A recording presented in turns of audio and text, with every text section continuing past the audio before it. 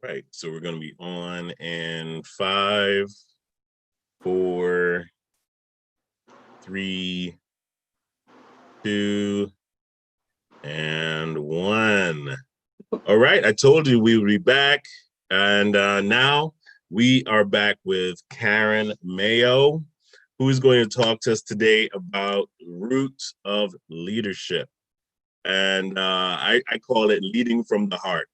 And so you have, whatever you have on the outside as a leader, man, it does show when you're put in that position. But Karen is going to navigate us through that. And she has several points that she's going to make. And we're going to have this a full discussion on the roots of leadership. It's an awesome book. And you should go out and get it.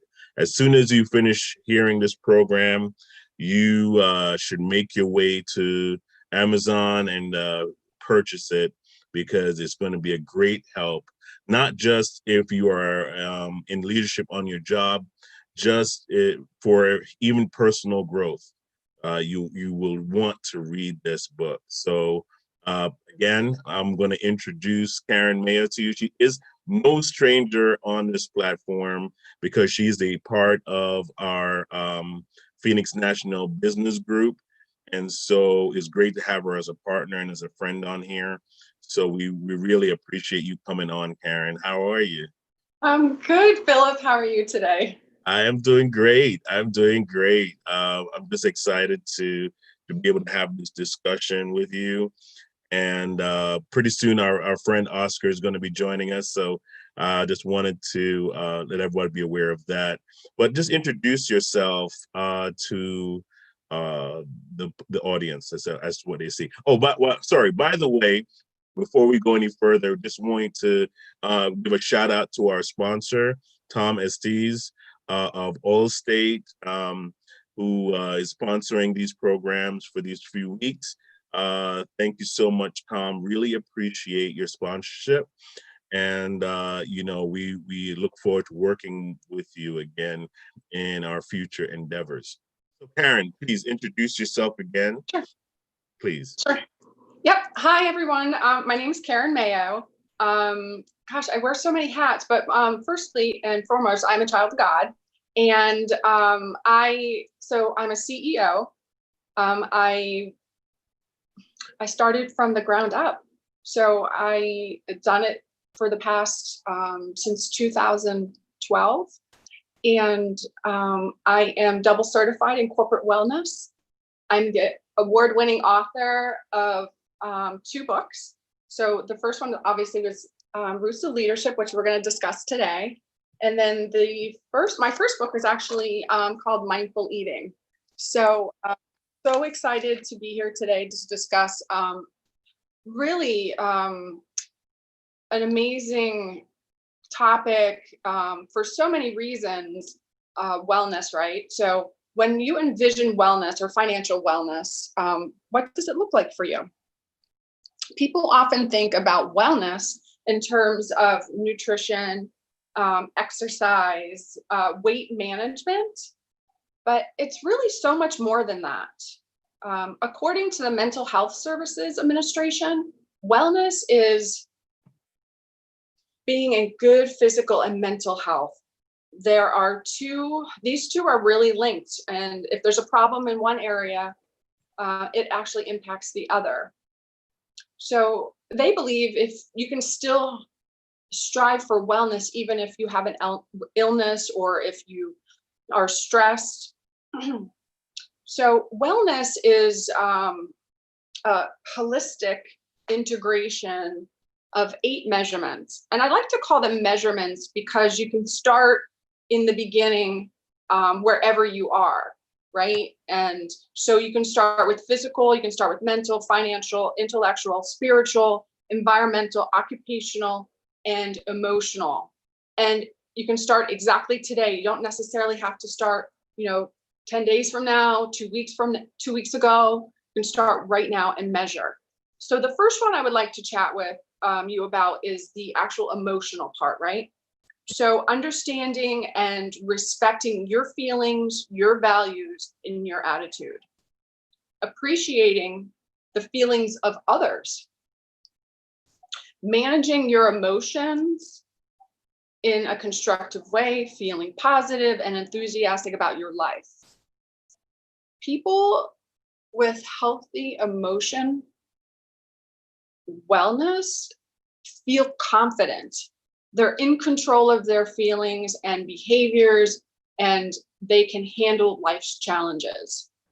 So the summary for the emotional is really just, respecting, your feelings and the feelings of others, and feeling confident in life and creating, satisfying relationships. So I would like to start the conversation with about, this emotional topic and how it can affect financial wellness. Oscar, tell us what you think about that.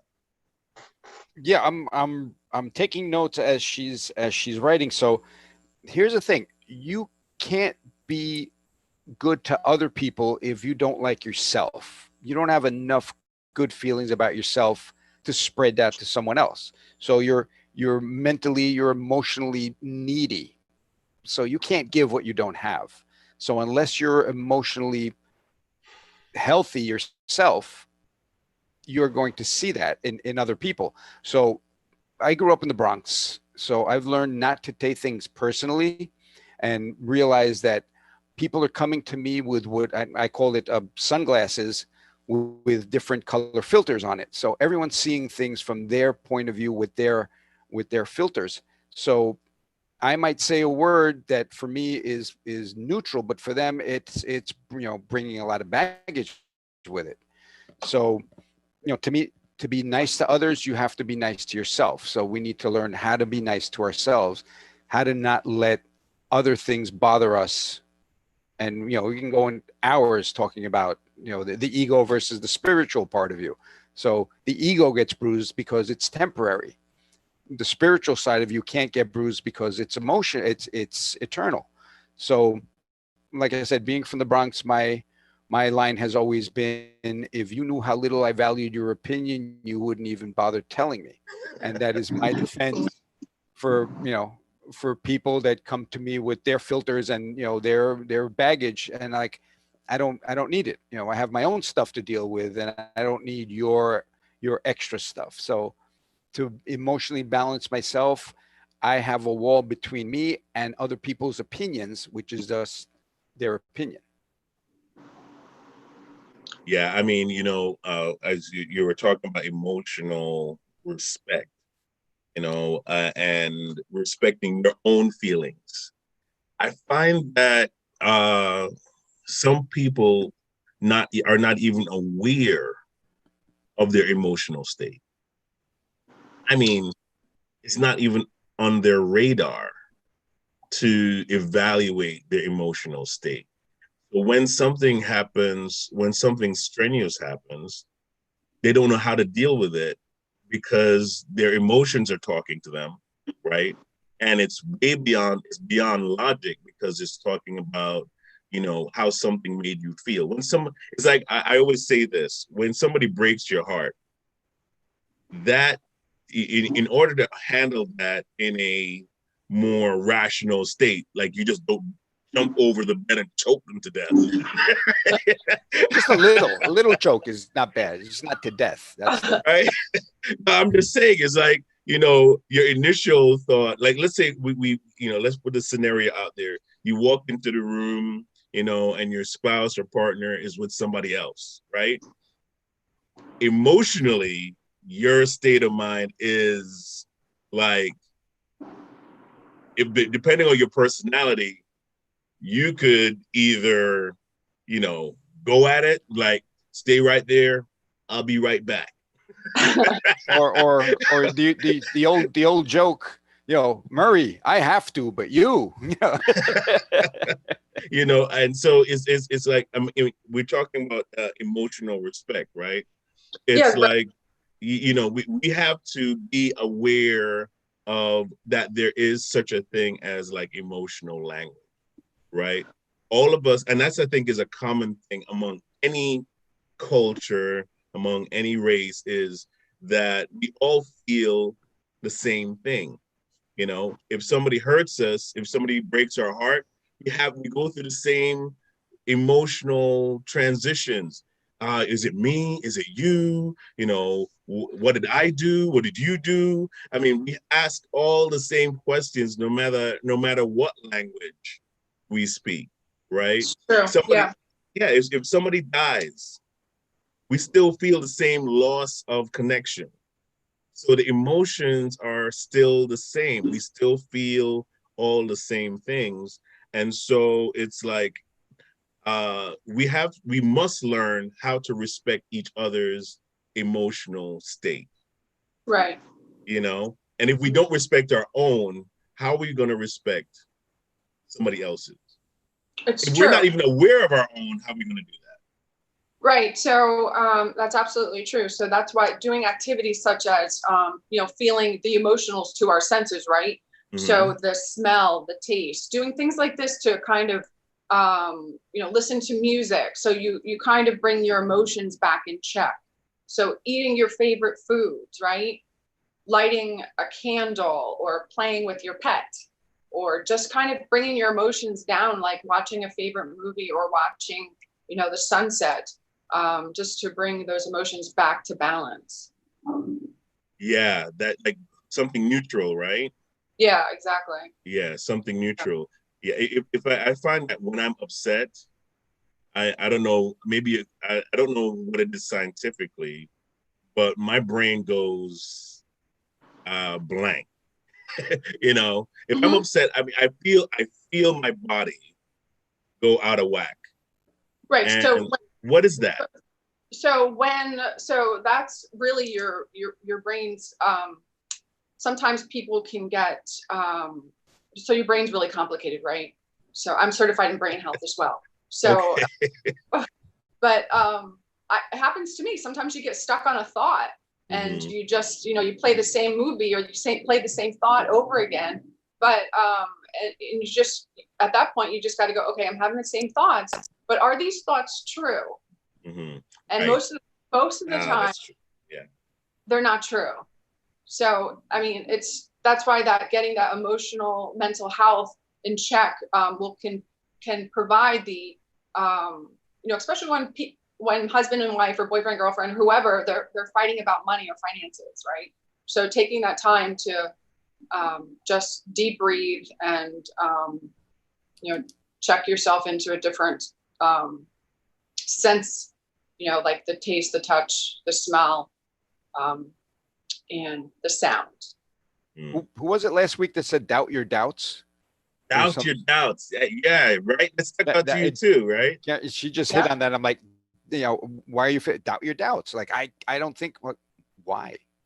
How did I Well, get it's to that? almost like they're almost like automatic negative thoughts that we have, right, in our Mm-hmm. brain. So, but most of them are not true. So you can kind of talk yourself out of, or meaning you can have a conversation with yourself because you're already doing it anyway. But Mm-hmm. are those thoughts true? And most of the time they're not. And if you were asking yourself and they happen to be true, but what if, because you're talking to yourself, so what if you said to yourself, well, this really isn't true? How would I feel if this thought really wasn't true? Which most of the time it's not true. You're just having those doubts, you're having those negative thoughts. But So yeah. Yeah. One I mean, really I was going to ask you this question though, Karen. So how do you separate the thoughts that are coming from like your insecurities? How do you filter that out? Because your insecurities can sometimes paint your perspective, they right? can. Yeah, Yeah. and then it's like because because it's a familiar emotion. Like let's say you suffered from abandonment, right? Uh-huh. And so somebody says something or does something, and those undefined emotions of abandonment come right back into Right. your space, right? How do you? What are some of the things that people can do in that kind of a spectrum? Right. So those are more trigger thoughts and trigger points. But Mm-hmm. again, just asking yourself those questions, is this really true? And if it is, then you have to, peel back the layers of the onion and, try and what if it wasn't true? What if this was not true? So, that abandonment issue. Okay. So that is true, right? So that happened. So at that point, I would hope that that person had gone through some therapy. So they had, those, resources to, fall back on. But they can, those things definitely can be triggering. And that's more of, having to go see your therapist. And those are serious. It's serious. Yeah. Very serious. One thing that this is bringing up a whole bunch, and I've done a lot of reading and a lot of watching things. So what you've brought up is basically what Bob Proctor says and Bruce Lipton says. Bruce Lipton says we're running programs all the time. It's a program. And then in the Bob Proctor, I learned that program was put in our head when we were 7 years old. Yeah. So by the time you're 7, your personality, your thoughts about money, life, everything is programmed, and you run the rest of your life, if you don't know that part, on that 7-year-old's view of the world. So don't touch, don't break anything, don't talk to strangers, all of these things you're taught by 7. Money doesn't grow on trees. All of these things are set, and that but those are right. But those, you can unprogram those thoughts. Right. If you know about them. A lot of people are unconscious of the fact that they're running their whole life from a 7-year-old's point of view. Wow. Right. So, but if that's why when you join my program, I can help you with that. When you join see that little lead in there for you? Thank you. I love that. Okay. That's great. It's like when you join my program, We're going to move on to our next measurement, right? Yeah, absolutely. Okay, so our next measurement is our physical measurement. So, caring for our body and staying healthy. Now and in the future, is important. And also getting sleep. And most likely, the way your body looks and performs and feels when you have all of this adequate sleep, you have healthy nutrition, you have movement activity, you'll feel better about yourself, your performance, and the way your body looks in your clothes. And when you're exercising, your body releases a chemical called endorphins, which are amazing. That runner's high when you hit that wall and go past it. I don't know. I don't run, but that's what I've heard. Oh my God, endorphins. Yeah, no, endorphins can be like exercising. It doesn't have to be running, but because I don't run, I'm not a runner, but I like riding the bike and doing yoga. But it reduces stress, it reduces anxiety, it improves your self-esteem, along with your sleep and other benefits. So exercise is really, really important. I know everyone knows that, but still it's good to hear. And it's also good to start today. So you can measure it today by just doing baby steps, by doing something. You can do walking and also, bike riding, jumping rope, just whatever you can do. And you don't necessarily have to be like someone who works out in the morning, someone who works out in the afternoon. I say, do it when you can, when you have time, but do it. So that's really the my summary is recognizing the need for your physical activity, healthy foods, and sleep. And that is my measurement for physical. And how do you measure up? So tell me how you fit in there. And I'd like to just start the discussion around that. Well, go ahead, Oscar. I have a question. But go ahead. A lot of people are like, well, I don't have time to go to the gym. It's like there are body weight exercises that you can do at home.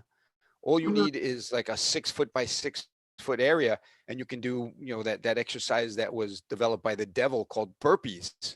That is a full body torture. It is. And you knock out 10 burpees and you're good. I think you're good for the day after that. So it's not like, okay, I got to go to the gym, I got to go work out on weights. Like just normal body weight exercises like we used to do in in school. You know, calisthenics was what we did in school. We didn't have a gym. Jumping jacks, jumping rope. You can do push-ups. You can do sit-ups. I mean, those things. Put your feet underneath the couch. You know, so you can kind of hold yourself up. You know, if you have kids are great for partnering up with as a partner. You know. Planks. You don't have to move it all. Just do a plank. I had a question about the chicken or the egg. Chicken or the egg. Again, right? Okay. So we as we were talking about emotional state, right? Being aware of that, respecting your own personal emotional state and your physical wellness. Now, what comes first? Like, or does it, I'm sure it probably works in tandem, but if you're emotionally unhealthy, that affects your physical state. It does. The two are linked. Absolutely. And if you are physically healthy, then if you're physically unhealthy, that can also affect your emotional state. Yes. Right. So how does that work as far as what would you say, which one comes first per se? Right. Are both very important, like you just to work together? They're both very important, but and they both go hand in hand. So I would say get your eating or get your, you know, nutrition in your body, because what can happen is when you have nutritional deficiencies can lead to mental health issues. So, and then, but exercise then helps with your mental health. So, like I said, it both goes hand in hand. But I would say get your nutrition under control, because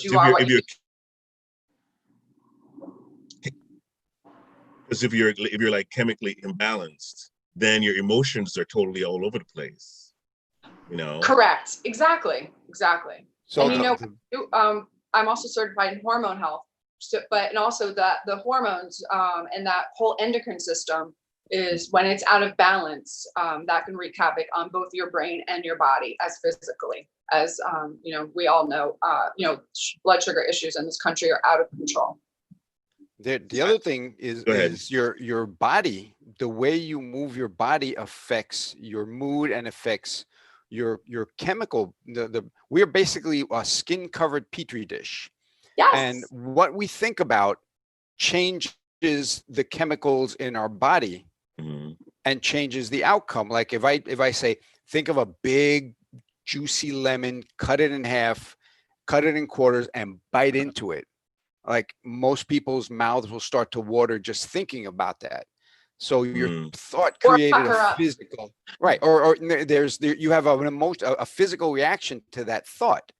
So, you know, if I say stand on the ledge of a cliff and look down, you can feel your stomach tightening up just thinking about it. So your thoughts create a chemical reaction and your body, you know, comes out of that. So one of the things I've learned is move your body the way you want to feel. You cannot sit here like this and say, I feel happy. And your body doesn't feel happy if you're in that position. And you can't stand like this and say, I'm really sad. And your body says, no, you're not. So change your body, your physical posture to tell your body, this is how I'm feeling. I know, right?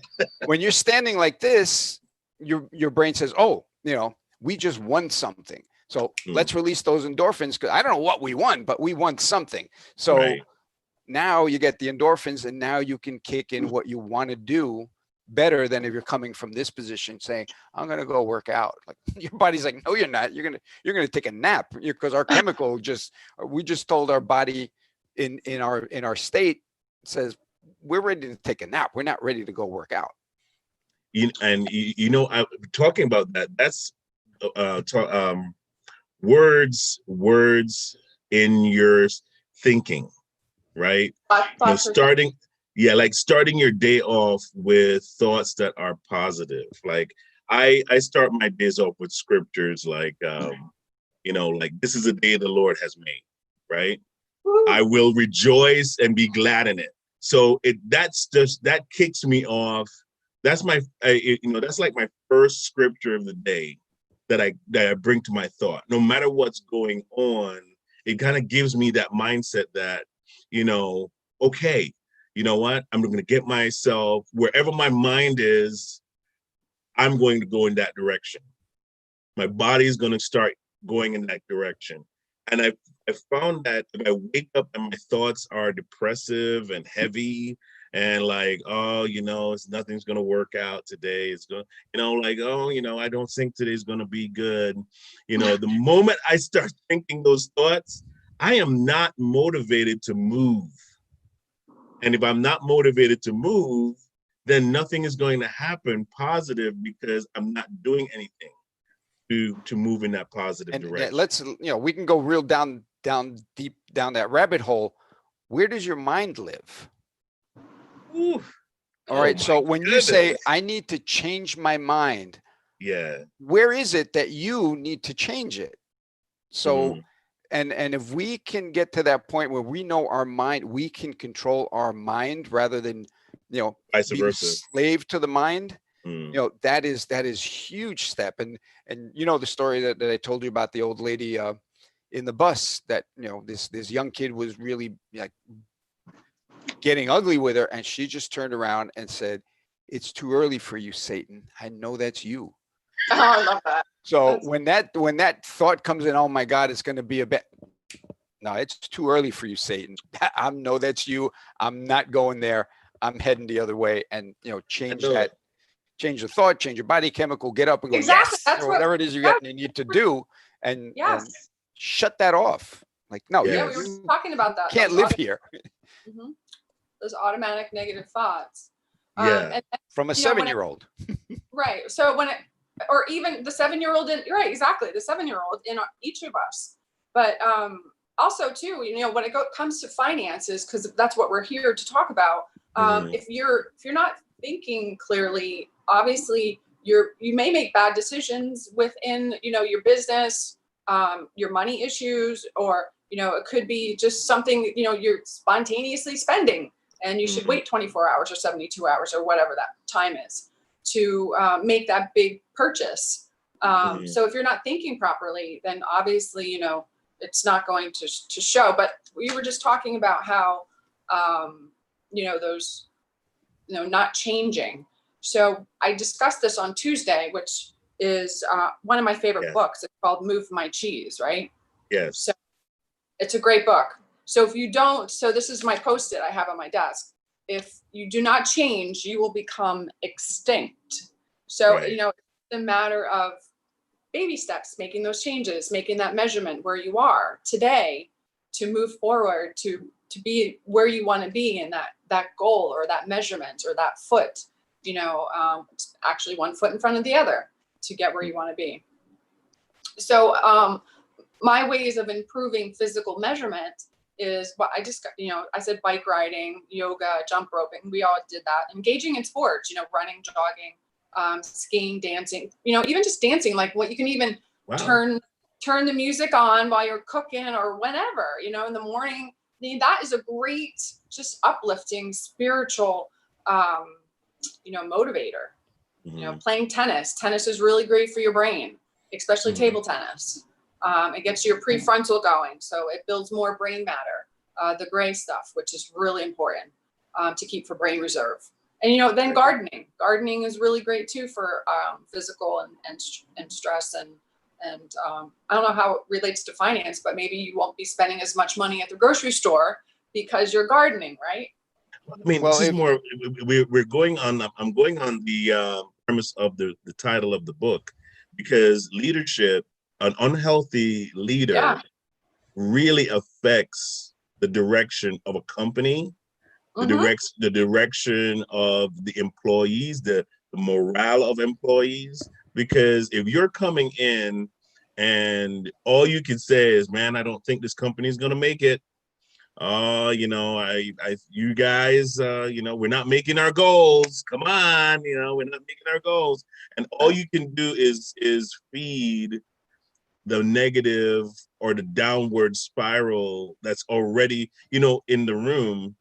what I realize is as a leader, I've been under I've good leaders and I've been under bad leadership. And one thing I realized with the good leaders is they can transfer positive thoughts. Like if my manager walks in and he's like smiling, hey, and how you doing?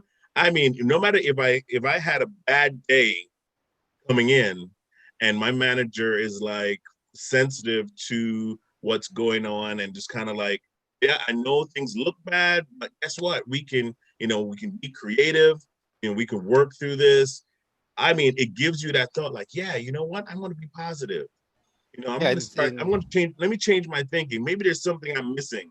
And you start going through and trying to figure things out rather than the guy that comes in and he's not physically, healthy. He's not emotionally healthy. So he spreads the garbage all around the room. Like they say in Sicily, the fish rots from the head down. So if you got a bad leader, there's nothing the people underneath that leader are not going to be the ones bringing that up. If you're looking up and saying, oh man, this is going to be a bad day, right, it's going to trickle down to everybody and make that day and self-fulfilling prophecy. It will be a bad day. Yeah. You know what? I love that you brought that up because, when you're working in corporate, a good leader and a bad leader. I'm so excited that you brought that up because it is so important to know and to follow and to look up to and inspire people to become leaders. And when you're a good leader, you know how to do that, and that's why this book right here is so important to someone who has not really a bad leader, but someone that's not leading properly. This book right here will help you along your roots of leadership. It will bring that leadership out of you. Mm-hmm. And believe me, this is one of the most powerful books I think I've been a part of. So, but it's so much more than you or the person who's leading you. This is bringing out the leader in you to help others become leaders, and that's how deep this book is, and that's why the roots are so deep. The great visual for that is I saw the two cartoons. One says boss, and he's sitting on top of a wagon with everybody pulling when he's over there whipping. Whereas leader, he's in front pulling with everyone else behind him. So you can be a boss, but not be a leader. So and we have a ton of bosses. I mean, there are bosses everywhere. Yeah. But I love the title of the book and the imagery. Yeah. Because when I saw the imagery of it, all I could think of is if the roots, whoever is leading, right, is almost like you can see the fruits of what's inside of them. And what I realize is that even when you read a book, you're like taking from the plate of somebody else's mind, right? Yeah. They're feeding you their information. And if somebody's giving you a platform to say, well, these are the inward things you need to deal with to be a good leader, to motivate people, because you're not a leader if nobody's following you. Right. Right? That's the first principle of leadership is if you're a leader, have someone following. I mean, if you're just kind of following what everybody else is doing, and you're really not the leader in the room, somebody else is, right? But if you're the leader, I mean, because you have the title doesn't make you the leader. Correct. If you are the leader in the room, then people are looking at you for not just physical leadership, they're looking at you for emotional leadership, it's a package. How to perspective, right? Because not everybody can lead themselves in perspective, right? So when you say you're the leader in the room, people look at you and go, so where are we going? Left, right? What are we doing?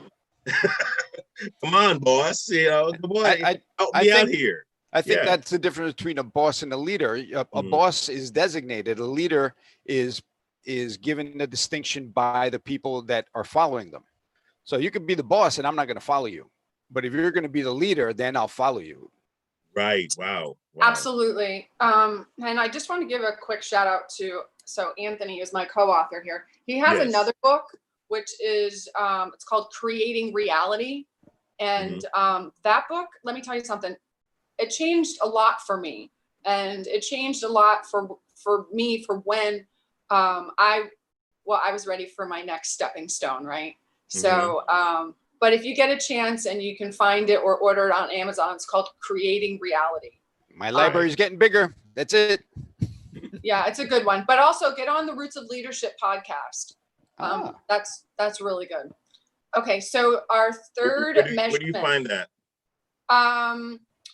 Roots of Leadership podcast. I think Yeah. you can find it on iTunes or iTunes. Okay. Did you try and Google it?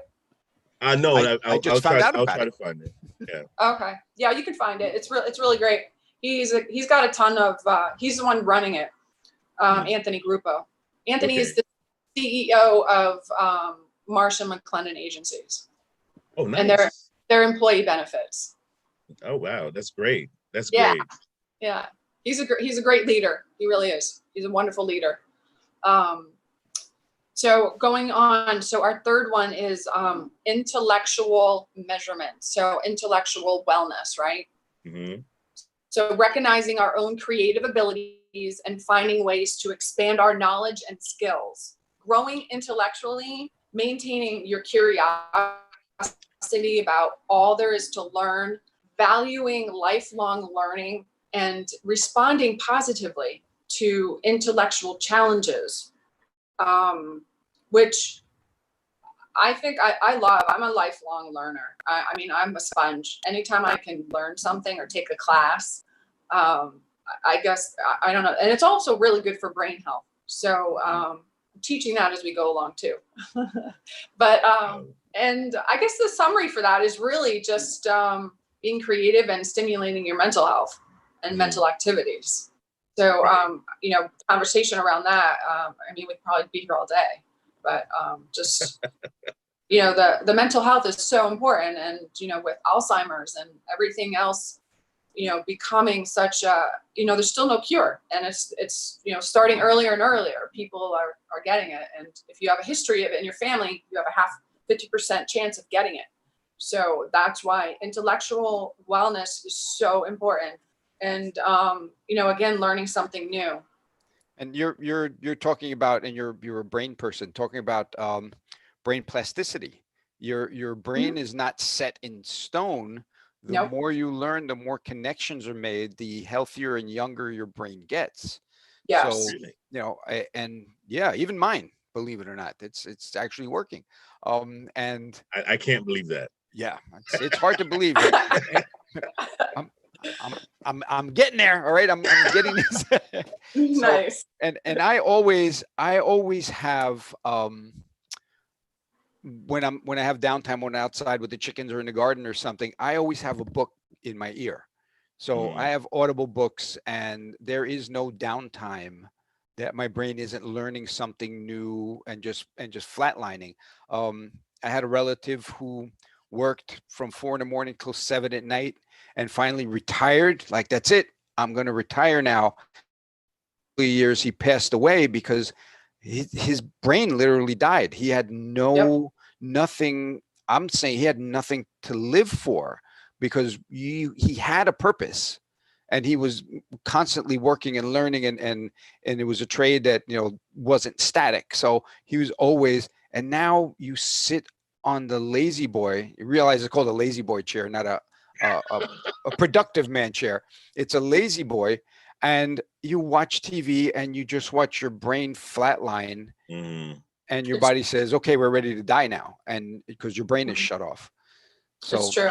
That brain health, and always keeping, and even shower time. I have a waterproof speaker that I hang up on the shower curtain, and I'll listen to 20 minutes of a book. I don't let my brain have a downtime. That's good.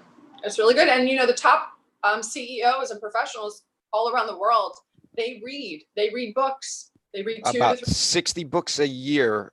Yep. Is the average of a top CEO. Yep. Top CEO. Really? Yeah. Yeah. Wow. I'm getting there. I'm getting there, Phil. That's incredible. That's incredible. Yeah, because you know what? I like to do the Audible. I have like a lot of Audible books.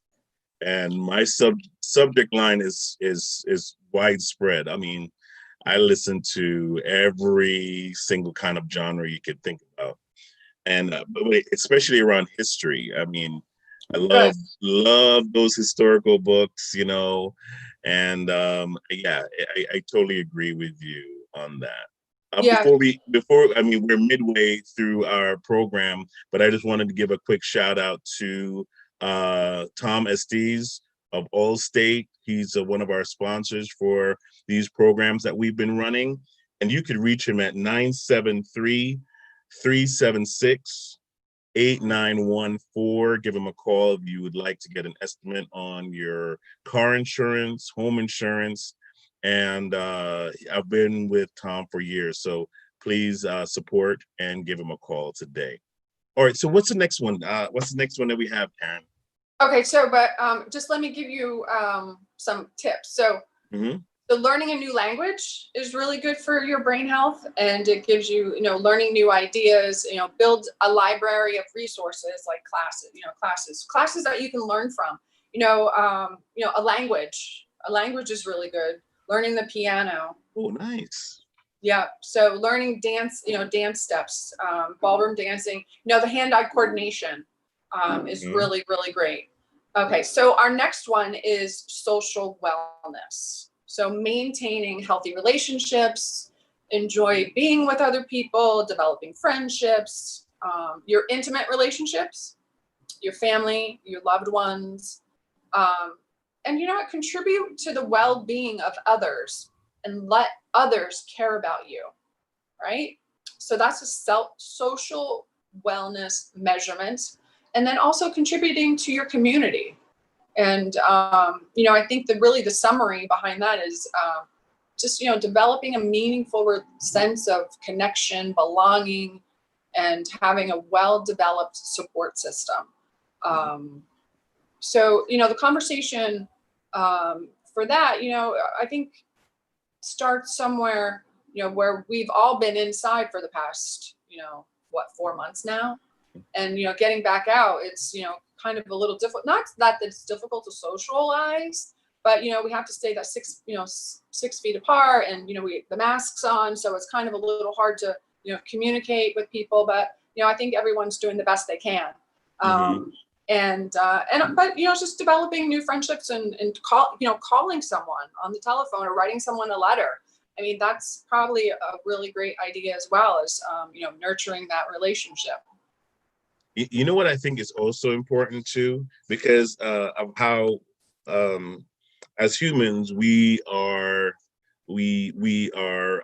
healthier when it comes to having somebody that we connect with, right? Not just like just a physical connection, but somebody you can have a conversation with. Sometimes we need to take that break and ease of mind, and just kind of come to a place where we can clear our thoughts. Some people clear their thoughts in having conversation, but what I find is that even just having somebody to kind of like touch, like, you can, because you know what they say about babies that don't get touched within a few weeks, they die, right? And so touch is a part of our communication mechanism. We're pack animals. Yeah. So we sometimes we just need that little affirmation that everything's gonna be okay. Then you sanitize your hands. Yeah. Jump in the shower. Okay, they touched me. And a lot of people are feeling the distance thing by not being able to hug people that they know they love, and there are huggers in this world that's like, I'm missing that connection. This this Facebook thing is cool, and Zoom is nice, but there is not that physical contact, and that's playing big. You're seeing suicide rates going up. Yeah. Oh, really? I didn't know that. The isolation is getting to people that were borderline anyway, and that's pushing people over the edge. Absolutely. Yeah, exactly. So I think we need to kind of as we kind of like try to figure this platform out. I think there's got to be some ways to reestablish connection with people, I think I mean, solution to that, I think, would be very selective. Like, you really got to kind of like filter through in your mind, if I'm going to, invite somebody over, you know, how important is it that, what are some of the procedures to kind of follow for that? Because we do need that interconnection, and it's important. It's important to our mental health. And I think that's why people are just kind of like going crazy. And, I think it's crazy that we're going out there just jumping into crowds of people without masks on, Right. and I mean, yeah, I It's know we true. were desperate for connection, but really, Yeah, no, it's true. It's really true. yeah, so go ahead. Even just, sending, like I said, sending a letter, or even texting our loved ones is, or people, even as a leader, someone that a lot of top leaders, they do a lot of handwritten notes. So, and when you get a handwritten note, or when you get something in the mail, it's almost like you're getting a gift, right? So Right. no one does that anymore. So sending out handwritten notes is so important. It actually, makes you stand out, from other people. Yeah, that is such an excellent point.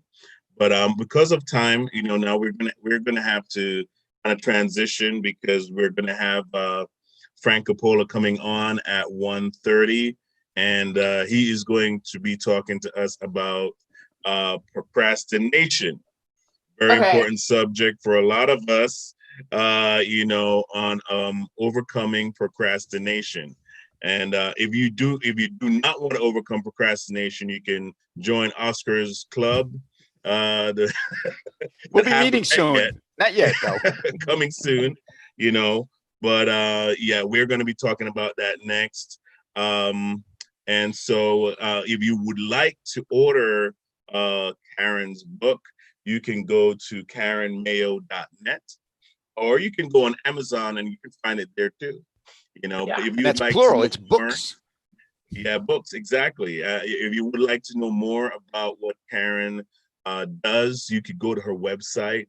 And I believe there's a way that they could reach out to you through your website as well, right, Karen? Yeah, you can reach me, Karen at karenmayo.net.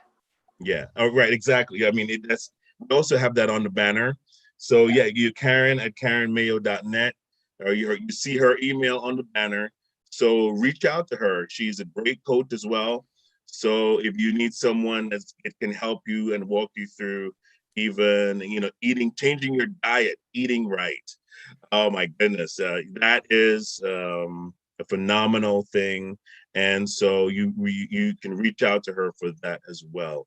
So guys, make use of the resource that you have. You see their books on there: Mindful Eating and The Roots of Leadership. You want to get those books today. If you want more information, because we didn't even get a chance to go through everything, right, Karen? No, we have 3 more: spiritual, occupational, and then our financial. Yeah, That's going to be the exactly. next So segment. yeah, Tune if in. we really want to, learn more about that, I'm glad we did, because they need to get the book. I need you all to get the book. It could be like a reading club. The next time we're on, everyone open your book to page We 17. can't give you And we're everything going like that. We're gonna give you need to get the book so you can learn more about the roots of leadership. And again, we love bringing you these programs. And but support those you see on the program. Visit Oscar's page as well, and send him an email. And also just and patronize join those you Phil's see on the book club. programs. Join Phil's, exactly. There you go. Visit our website, philipreed.org, and we can keep these programs going. All right. Glad to see everybody that's watching. We'll see you at 1:30 with Frank Coppola, and he's going to be talking to us about procrastination and how we can overcome procrastination. Everyone, take care, and we'll see you soon.